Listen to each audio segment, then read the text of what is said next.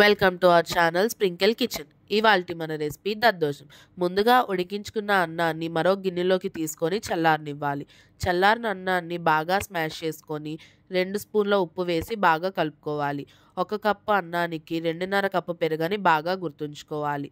తీసుకున్న పెరుగుని బాగా మజ్జిగ కవ్వంతో చిలుక్కొని ఆ పెరుగు మొత్తం చల్లారిన అన్నంలో వేసి బాగా కలుపుకోవాలి.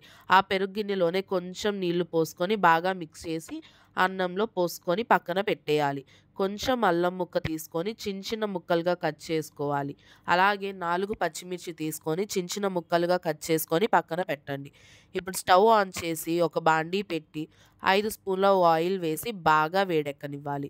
ఆయిల్ వేడెక్కినాక ఆవాలు, జీలకర్ర, ఎండుమిర్చి, పచ్చిపప్పు వేసి బాగా ఫ్రై అయిన తర్వాత ముందుగా కట్ చేసి పక్కన పెట్టుకున్న పచ్చిమిర్చి, అల్లాన్ని వేసి బాగా ఫ్రై అవ్వనివ్వాలి.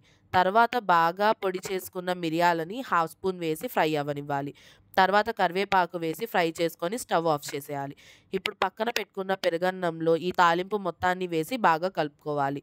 మరోసారి స్టవ్ మీద బాండీ పెట్టి ఇప్పుడు 2 స్పూన్ల ఆయిల్ వేసి బాగా వేడైన తర్వాత 2 స్పూన్ల జీడిపప్పును వేసి బాగా ఫ్రై అవ్వనివ్వాలి.